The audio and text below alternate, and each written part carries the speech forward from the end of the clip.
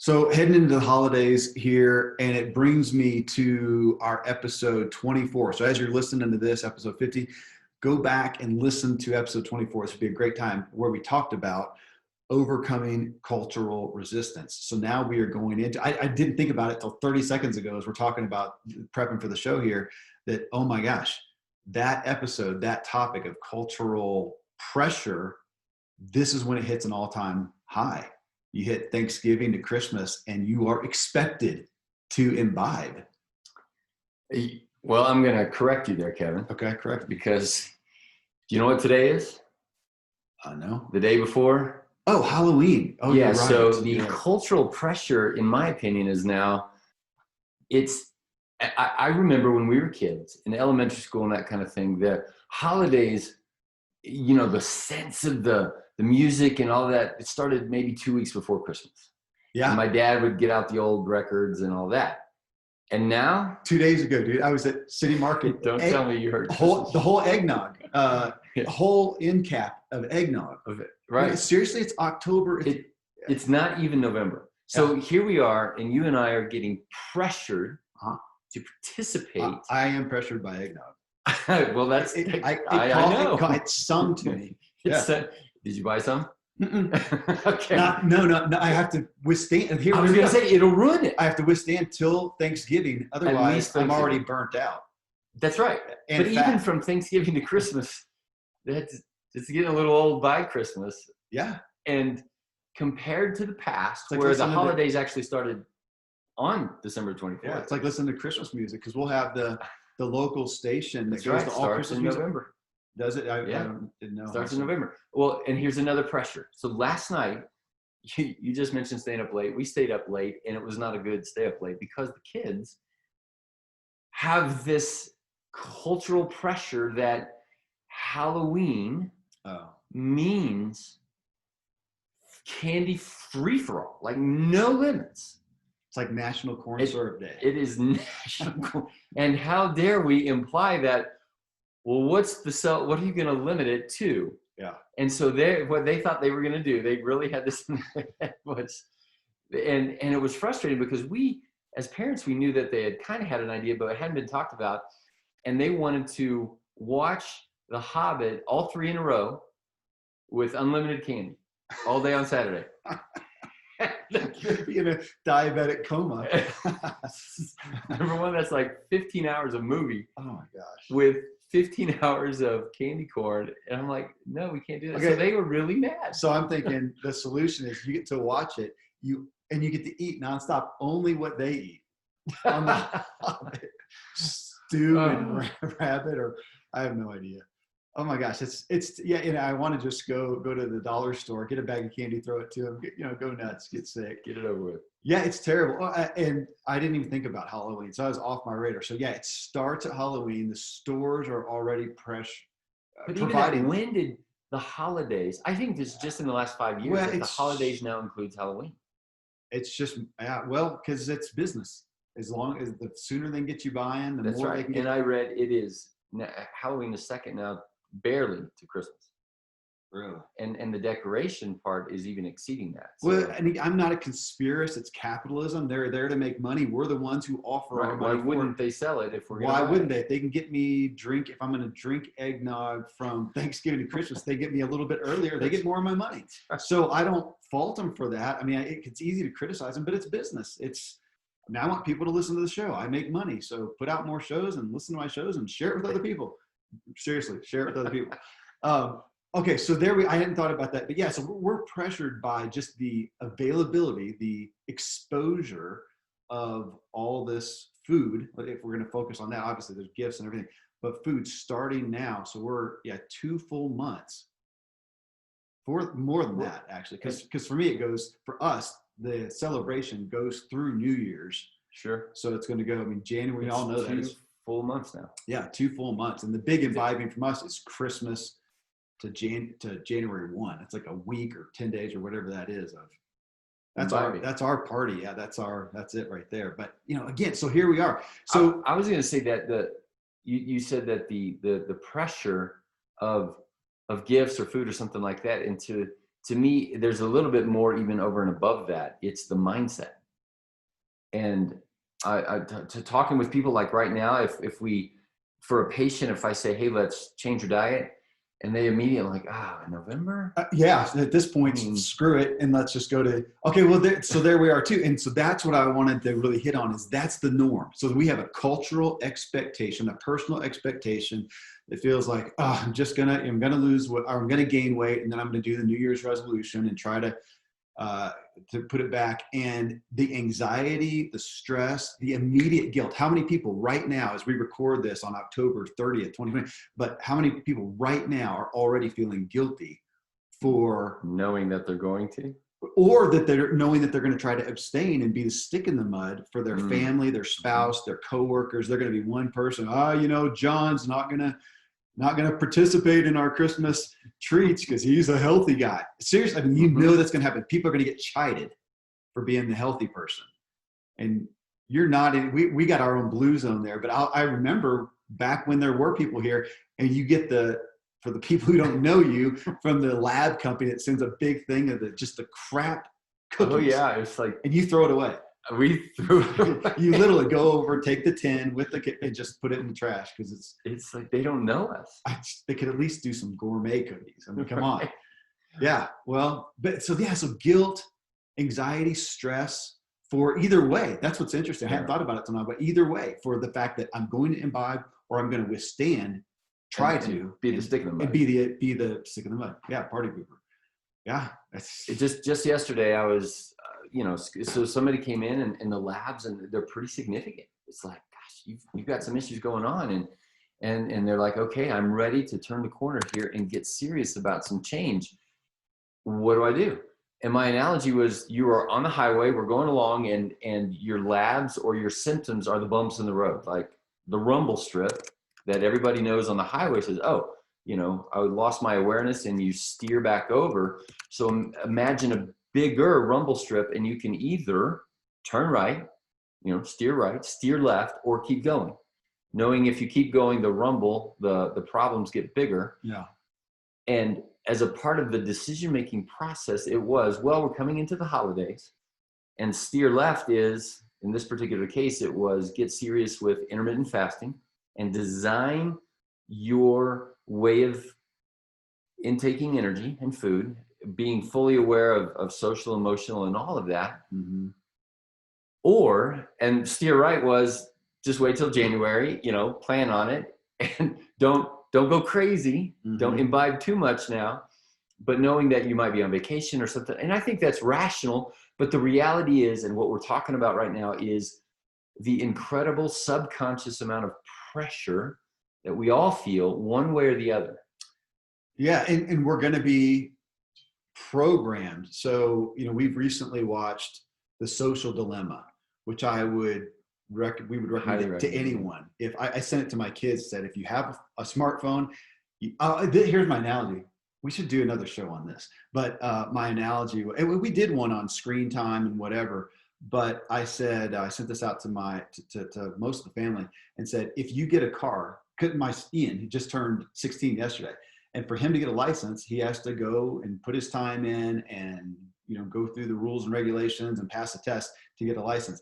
That if you're going to have a smartphone, you should watch Social Dilemma to see that this is a product that is trying to get your attention and ultimately persuade you a certain, direction, that we are now going to be hit everywhere we go, whether it's on Amazon or you're on Netflix or you're on YouTube, and the commercials and everything are going to be geared towards the holidays and the social expectation that you are going to imbibe. And to not do that is to be a stick in the mud.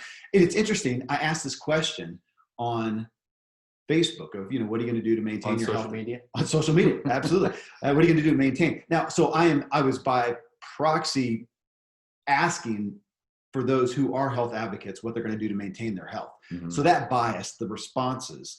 Plus I have, friends, we have an audience that is obviously already biased towards health and wellness.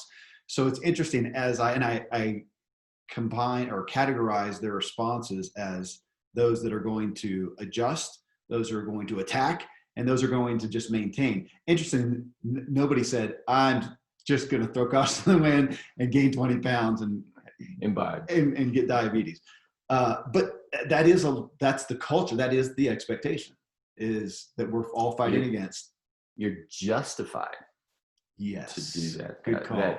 That even I think that word is that the pressure that I am justified.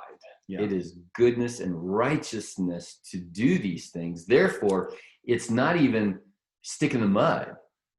It is unrighteousness. If you imply that full on imbibing because we are justified to do that, and culturally we now have that is now unrighteous or evil or wrong, to imply that somebody ought not do that. Maybe. Okay, well, I'll never forget. So John Robbins, who is the son of Robbins from Baskin Robbins and that empire. So his dad, made bazillions off of his story, off of milk, and he came, and he's the huge health advocate and animal rights and animal health and His book that I read 30 years ago was Diet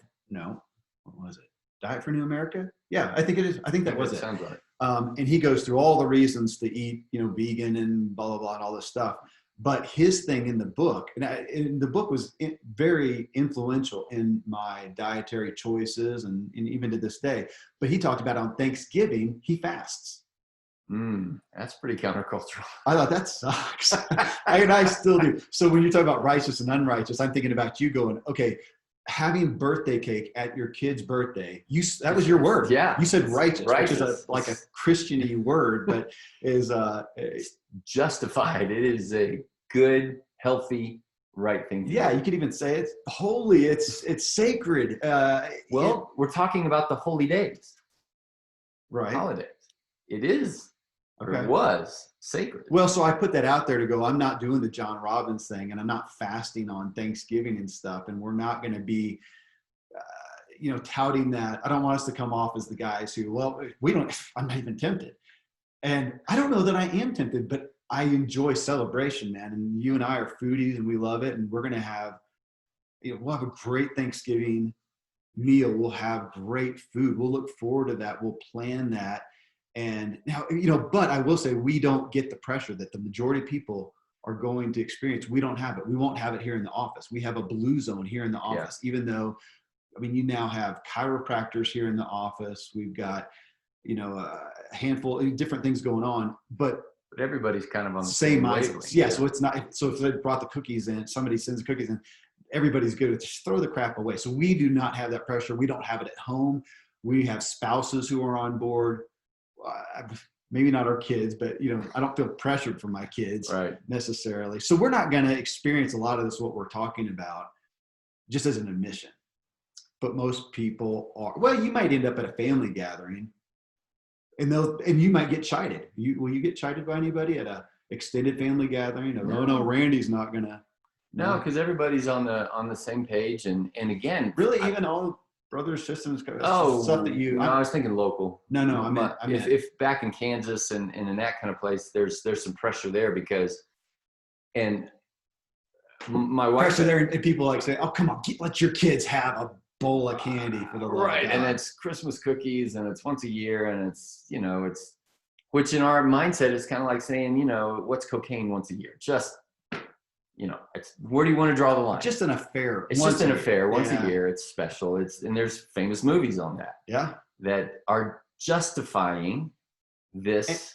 And now, granted, is having an overabundance of sugar on the same level as an affair, not to my wife, right? Or to you, or to me. But again, this is. So where are you going to go? So just to read a couple here, as far as people who's talked about just adjusting.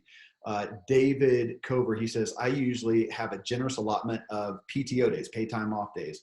About 10 years ago, I started taking the first day of the new work year off.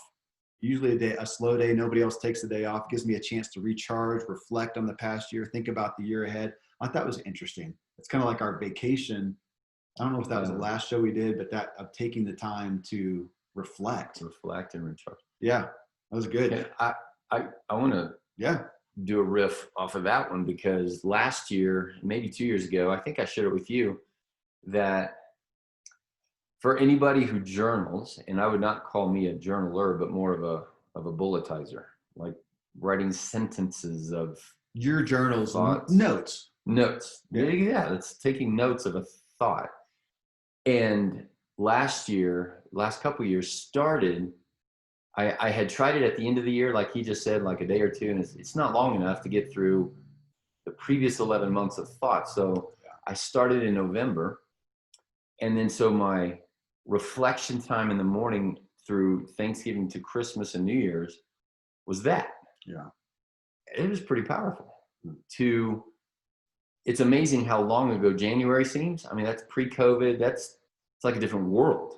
Nobody wore masks and all of the whatever. So whatever thoughts you had then, now you're seeing back through the lens of, and then you read, February, March, April, May thoughts of COVID and whatever else is going on. And so I like that idea that for me, the holidays has been that. And we actually also blocked off some days of work for that very purpose of just not nothingness, but the hard work of reflection, the hard work of relaxation, restoration. And that was in the adjustment category? Yeah. So it made me think too, based on what David said, what a good time now. So we're, again, this show will hit, actually, I don't know, but a week or two out.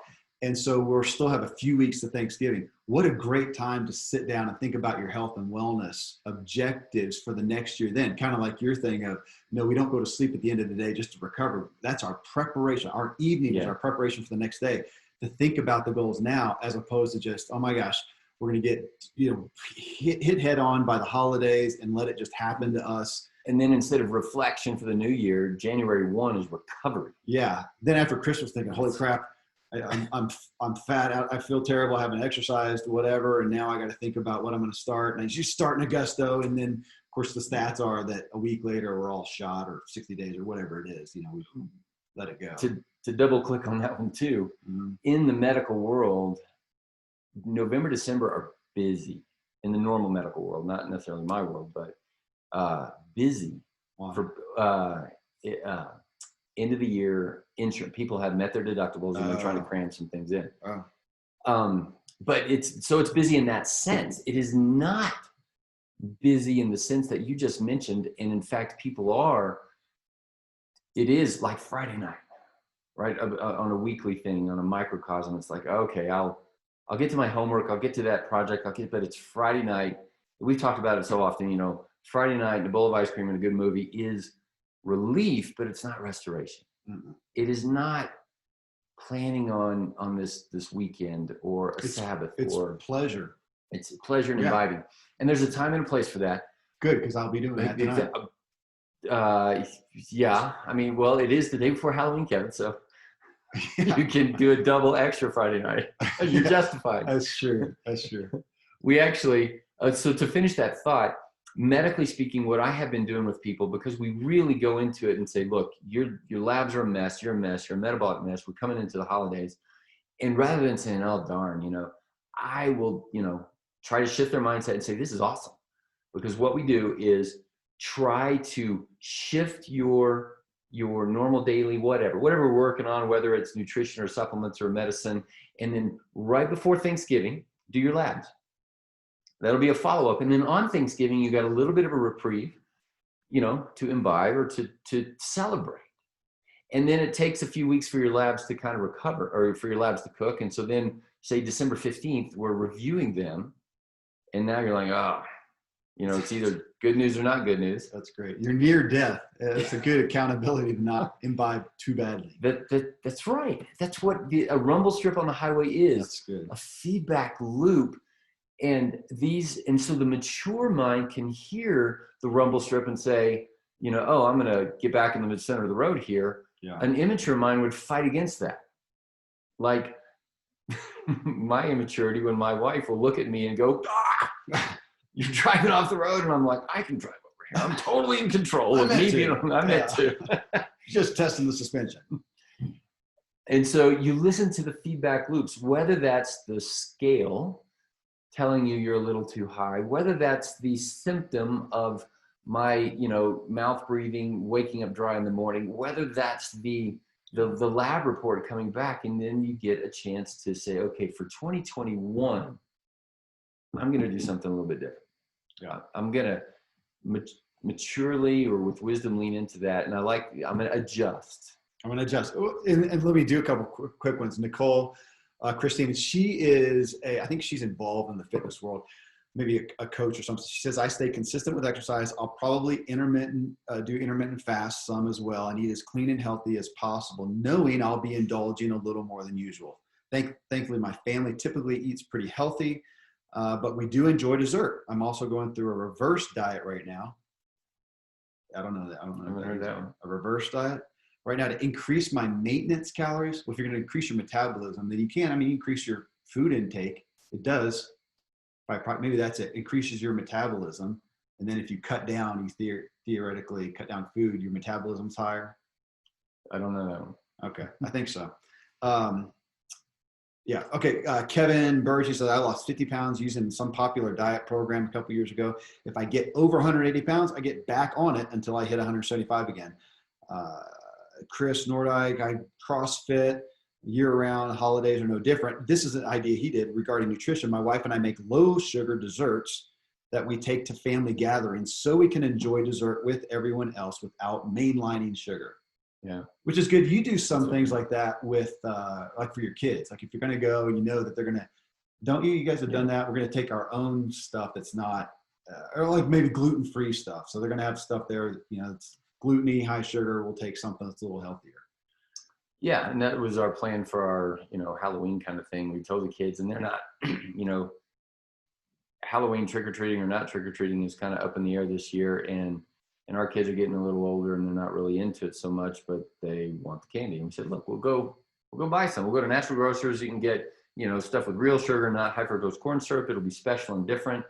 Here's some ice cream and get a topping and, something different. And that depends somewhat on where you are. I know there are some, I've been in some places like that. Again, I always want to give the caveat that we're in such a bubble in our blue zone, and even we live in a healthier demographic even in our town, for the most part. I think more so than the big cities and whatnot. So sometimes if we do bring that gluten-free, lower sugar, non-dairy, whatever, you'll find some people that are grateful. Oh man, great! I've been really trying to not do XYZ. Thanks for bringing that, and you get some camaraderie instead of some kickback on chiding as the healthy person so much. Which, on that too, I thought about those people, especially those who are in a workplace where it may be difficult or something like that, to get a partner, to find somebody. If you can find one person, say, hey, man, I'm really going to try to not, totally overdo it this holiday season. You have an accountability partner, have somebody who you're not the only one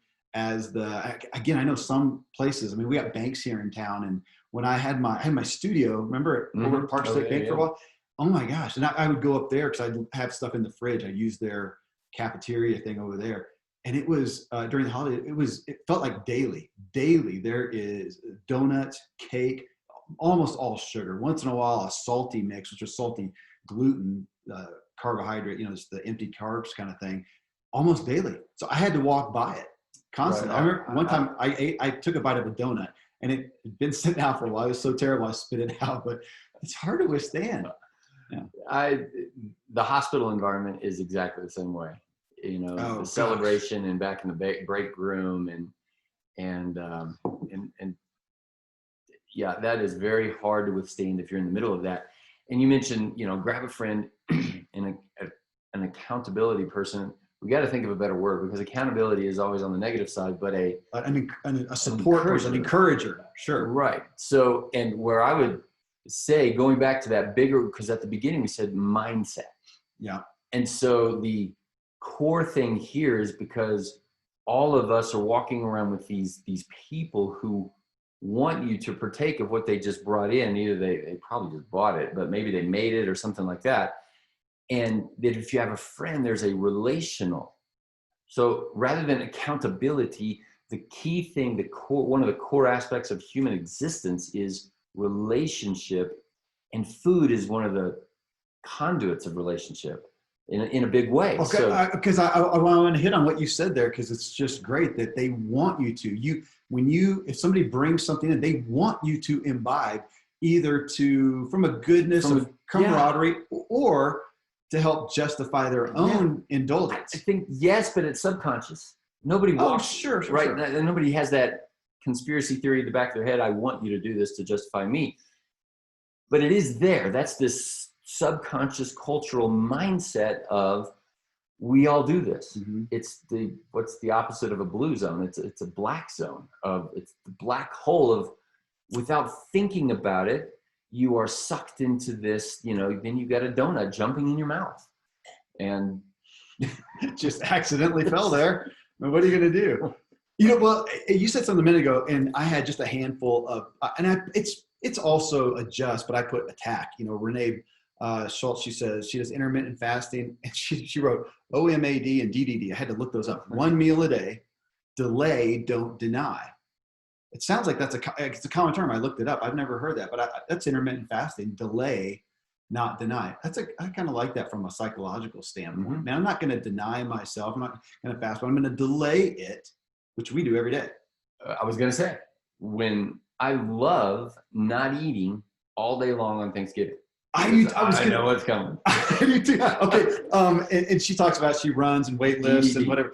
Gregory Barline. So Gregory was on my cycling team in Tennessee way back when, and we keep in touch. He's a kind of an ultra runner, does the 50 milers and stuff. And he just wrote, eat pie, run the miles.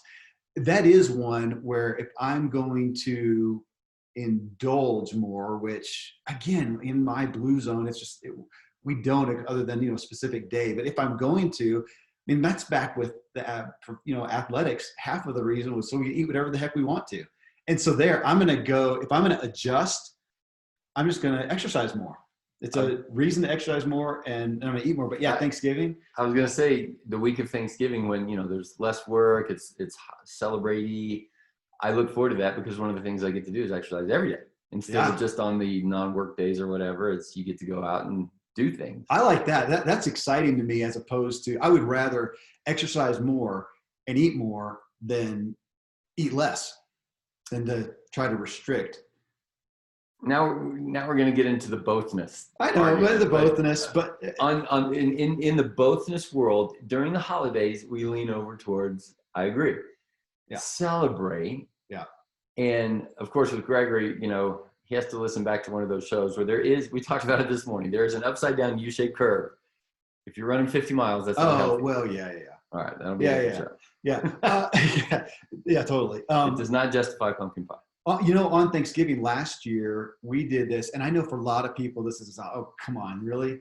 I get that. In years past, I probably would have, but we did the turkey trot. So we got up at 7 or 6 or whatever, went down to the springs. It was butt cold. It was ice on the streets because it had just snowed. But we did the turkey trot. We did it with, I think, all the kids, even Jadaria, who was 7 at the time, and she walked with my wife's mom, who's a runner, but he just kind of walked it, and we all did that. It's really cool. This year it is canceled, or it's virtual, which is whatever. So I just put an email out yesterday and said, so let's just do our own turkey trot. So we'll go run probably to the lake in the morning. Longer than, if you run all the way to the lake, and back. It's probably 5 miles altogether. I think. Well, we said some can do that from the house, some can do it from the trail. Some can drive to the trail and do it. So, whatever they want to do. But we'll do that. We'll go out and do that. I won't eat breakfast. Some will. I probably won't eat lunch, though. As soon as we start making food, I'll be nibbling, and then we'll have a good meal, probably 2 or 3 o'clock, and people will nibble on it and whatever. That'll be our watch football. You guys don't. We don't watch football. Yeah. Well, so a lot of people, Kim Wade, she said she just uses discipline. 4 to 5 days of workout, hiking on the weekends, some form of activity. She uses an app to keep track of it. So she's going to increase it. Everybody else, and I could read a bunch of them. Well, here, I'll read one. It was just maintained. So this is from Laura Jean Allen Martinek now, who was the nurse and far more than that here at True Life for years. Gosh, yeah. And she just moved. So she says, my favorite health coach, and she's not actually not talking about you, sorry. She's talking about Jane, has always taught me that you do say this though, can't out exercise a bad diet. So now we're picking on Gregory. I run the models. Yeah. And she said, boy, is she correct. So make a plan and stick to it. Remember your goals and the why, the motive, I like that, behind your choosing to say yes and no to different holiday festivities. If you struggle with saying no, this is interesting, practice in the mirror. There's Zig Ziglar positive affirmations in the mirror. But she says, such as, no thanks, I don't care for another piece of pumpkin pie, but I will have another glass of water. Protect your nutrition strategy. I'm going to pass on staying out later, but thank you for a wonderful evening, protecting your sleeping goals. That was interesting. I mean, we don't do that. That sounds extreme. Seriously, I'm going to sit there and talk about it, but that's everybody, right? The person who has another piece of pumpkin pie doesn't have a third. Everybody has that. Your limits are in there somewhere. Nobody is limitless, despite how much we would like to do that. As you wisely say, we all do have a limit. So to decide what you're going to do. This goes, so what Laura Jean just said, we would say that's hard. Oh gosh, that's hard. But the consequences of overindulging is also hard, whether you're overweight or fatigued or tired or your joints hurt or whatever, or you can't perform. That's hard. It's socially it's hard. hard. And I'll tell you my tactic with that. It's actually true. So maybe it's not a tactic, but it helps. Instead of going, no, self-righteousness, I'm not going to do that and make somebody feel bad. But I don't feel that. Oftentimes I'm going to say, oh man, I would love to. It just makes me feel terrible. It's going to give me, bloated, whatever. People are usually pretty accepting of that. Oh man, I understand. I've got whatever. So, yeah, man, I'd love to. It just makes me feel bad. Well, I was watching you on our most recent fun meal on Wednesday or Thursday. Oh yeah. That was a great one. It was a great one, but you only had one hamburger. Yeah. And I just can't. That amazes me that you are, it's not, I guess you would say it's not a matter of discipline. It really does make you feel bad. Yeah. And well, I just knew I would. I mean, I could have done that. And I saw did you have the second one? I did. Yeah. And two other guys did too. They had more than you did because they did the buns and everything. You didn't do the bread. I did with mine. I halved my bread, but I just knew if I did, I'd sit back in here and just feel like I gotta think and create. No, that's good. And I do struggle with that. I think my big struggle but you don't suffer as bad. I don't. But I know over the long-term consequences, that's a daily deposit nudging me down the pathway of a not good direction. But yeah. I get you. I mean, I get the concept. I mean, technically with you though, I mean, you probably had not eaten at all that day. Right. And it's not like we were overeating corn syrup. People don't know it was elk burger. So our chiropractor buddy here, brought in, he's an avid That's hunter. A good story. Yeah. So we got a chiropractor. Well, he's a chiropractor, but he's more of he does dry needling. Yeah. He's a muscleologist. It's amazing. Anyways, we should have him on the show and talk about it. That would be very interesting. Yeah. Okay. Anyway, so he and his wife, they hunt. That's their thing, their passion. So they went out, shot or bow hunt, whatever they do, an elk, packed it in. I mean, the effort and everything. He brought it here and cooked it on a grill smoker thing on the back deck and served it to us. It was awesome. It is, and that's a good kind of mindset to share with people as we increase our own awareness of food. Whereas on one hand, you could have a $5 store-bought pumpkin pie that has 1,000 lists of ingredients on there. Oh my gosh! Versus grandma's handmade, real sugar, real whatever that has 10 ingredients in there that took several hours to make, and then you're eating it. And they taste similarly, even though the fake one put a lot of research into becoming similar to grandma's, but through the industry. With shelf life and here we are, we're eating a burger, and Stefan was so wise and gracious and fun in describing, he described the hunt. It made me think back to the Omnivore's Dilemma book, and 1,000 years ago when the guy would come back and tell a story, and the little kids are like, well, then what happened? And well, then the creature went over this way, and he said intuitively, I had to go this way, and everybody's learning how to do the hunt, and we're sitting here eating the thing as we're doing that, imagining the work. It's going to sound goofy to some people, but it felt reverent, which sacred was the word I was aiming toward. Okay. Reverence, same thing. Which he said, he honored that he killed this thing. He said it wasn't joy in killing. I mean, I'm sure it was, and having a good shot or whatever. But he killed an animal, and they, I don't know that they did the Indian ritual, or Native American ritual, went over and Drank blood and everything. puffed smoke rings and prayed to whatever. But no, just the mindset of honoring the effort, in our own mindset, and the joy that was at the table of saying, wow, Stefan, you and Allison, I mean, they both did it. Yeah. It just made it that much more special, that much more. And it reminded me, and so with Thanksgiving in particular, one of the things that I'll encourage patients to sometimes do is, especially with kids, is endeavor to have a Thanksgiving meal like they did, that would have been freshly killed and cured and whatever they did meats. It wasn't imbibing candy corn and sure, they probably didn't have any sweets, or maybe they did, whatever. They were grateful to have real food, and that's what the whole thing represents. And unfortunately, it's just nudged its way over here to this indulgent thing. But the mindset of what was the work that went into it, and there again, almost all week, we're looking forward to this. We're preparing and what we usually do is go to the effort of trying to find a grass-fed range thing, turkey, which costs 3 times as much, but okay. And I look forward to the heart and the liver and all of those extra things. And it's special. Yeah. That feels like a much better use of the word justified. Mm-hmm. Well, I mean, we'll do that. I literally sent an email out yesterday to all the kids, older kids and people that are going to be there about, what do we want in the menu? Does people want to take certain things, and there'll be more joy in the kitchen making things from scratch. It's almost anticlimactic to sit down and eat it. You don't want to eat fast because, oh my gosh, we just spent all day doing this. So let's sit down and we'll probably talk and do one of those things of having certain topics to talk about and to share with each other and talk about, the upcoming holiday time and reverence and sacred and fun, too. But yeah, it makes you want to be, reverence a good word. To how do we revere the holiday? I mean, we could take that into holidays, the spirit overall, not just food.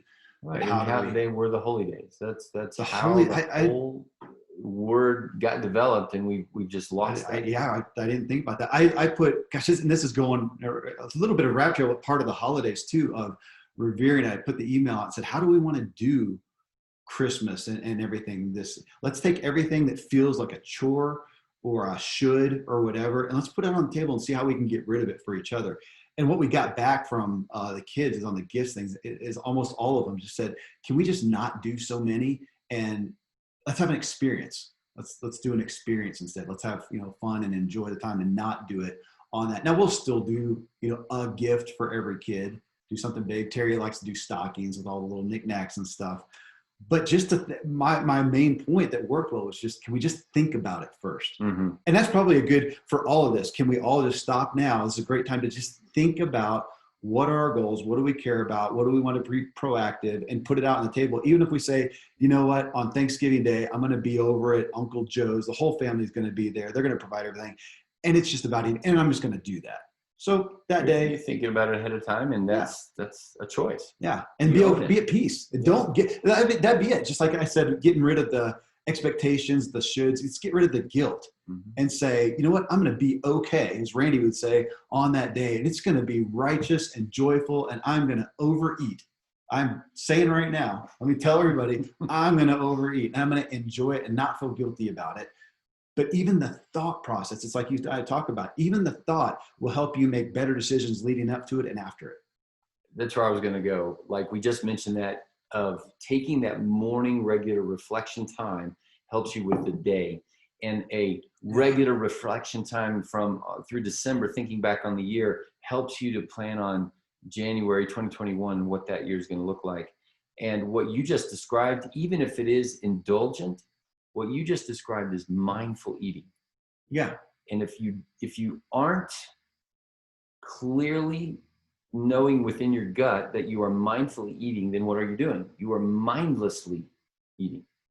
Yeah. Thank you. I love that because right back to your thing of Stefan's and Allison's burgers, and how we were so much more reverent. We were talking about the food. We were noticing the food. We were eating slower, whatever. Last night, Terry thought she was opening up one of her a bottle of wine, and she opened up one that some friends gave to me. And it was really an expensive, nice, this Pinot Noir. And she opens it up and she goes, "Oh man, I thought this was my," oh, I was heartbroken because it was kind of late in the evening. I didn't want anything else. So I have it for tonight. I will treat it so much differently than if I was drinking anything else or even just a cheap, wine or whatever. I will revere it because of the cost. It was special. They gave it to me. I've been hoarding it. And so tonight I will be sipping. I will be literally, because last night when I did taste it and I did the whole snobby swirl around, smell it, bring some air, because I wanted to revere it. So what a great way to, as much as we can. Okay, so on that, what are you guys going to have Thanksgiving? Oh gosh. Where are you going to be? We haven't Are thought you about just it going at to be all. here? We don't even have plans yet. I suspect, usually we do with her parents in Colorado Springs. So I suspect it'll be built around that. And we've kind of already planned on Thanksgiving locally, and Christmas we usually go back to Kansas, and that feels very indulgent and celebratory. And so I beyond that, I don't know. We'll have 12 to 15 people, depending on one kid I'm not sure about, but we'll have that, and we'll have some meal. I don't know that a lot of the family doesn't. There's a section that don't do meat at all. No animal products outside of fish. And I was just going to say I would like to do a fish. Yeah. So if we do that, I'll probably go down to the Springs or do the ordering online and get a real salmon. And that feels, again, I'll use the wood planks that you gave me. Oh yeah, I may save them for that. That's a great idea. Yeah. No. Yeah. So we'll probably do that. There has been turkey a couple times with some of the kids who wanted that, or Terry's mom or something like that. I don't know that they'll do that. Probably not. I think Terry couldn't handle the smell. Yeah, because we're just not used to it, and it was just so permeating. But we'll do that. We'll probably do, sweet potatoes or it's like the cousin for me, butternut squash. There's always an orange something. It's true. Veggies, and I don't know. From that standpoint, for sure. Turkey will be a part of it. Now there'll be Brussels sprouts has become a part of it. Yeah, we'll probably do that too. Everybody loves my on the grill Brussels sprouts. So, and then it's always, so you'll appreciate this too, that you do all this work, you've built up, you've had a great run that morning, and I get full too fast. Yes. It makes me so mad. No, which makes me, it's because it's so hard for me not to eat. I can nibble along the way. I can nibble on the way to where it's dinner time. I'm just not even done. Yeah. Now, then I'll stuff it in, and then I'll feel bad, and I don't want to. So I'm trying to do that. Yeah. No, actually, here's the temptation for me. If somebody makes it, even if it's from scratch, pecan pie, because it's cornstarch. It is cornstarch. That's like the main thing that goops it together, I think, isn't it? Is that gelatin-y? Yeah. Something. Maybe it's cornstarch. It's corn stuff, which doesn't agree with me. But if it's made, I'll have a little. You'll have it. Yeah. I won't overdo it on that because I'm too scared. I do. I love there's pumpkin pie. I'm a fan, and we had one of my military colleagues. She was a doc in Japan, and so we call it Carol's pumpkin pie. And we have the recipe, and we try to do that, and it does that is indulgent, but it's once a year. And my mom bakes pumpkin cookies. Yeah.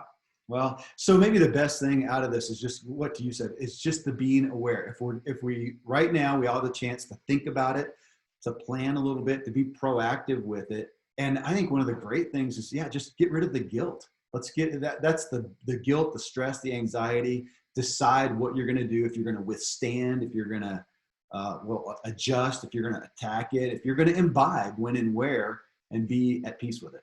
I would bet that if people even think, hey, this is going to be indulgent, I'm going to think about it. I bet in general, because they're mindfully imbibing, it's less than when you mindlessly are doing it. Yeah. And you'll feel, and the next day and the next hour, when you do feel overstuffed, you're more likely to have the positive neurotransmitters going on that says, wow, that was awesome, versus, oh my gosh, why did I do that? And one thing, I often will sip wine at these things, and it helps me not indulge more because I'm sipping and enjoying that. Though you can say that to a level, and this isn't a drunkenness level, but we know statistically, I mean, you have enough alcohol, you get more uninhibited, and you're more likely to go, screw it, let's have some more pie. You get more mindless. Yeah, you get more mindless, and then you can overeat. So I don't know, there's a balance there, but I would just put that out there just to remember that for the most part, at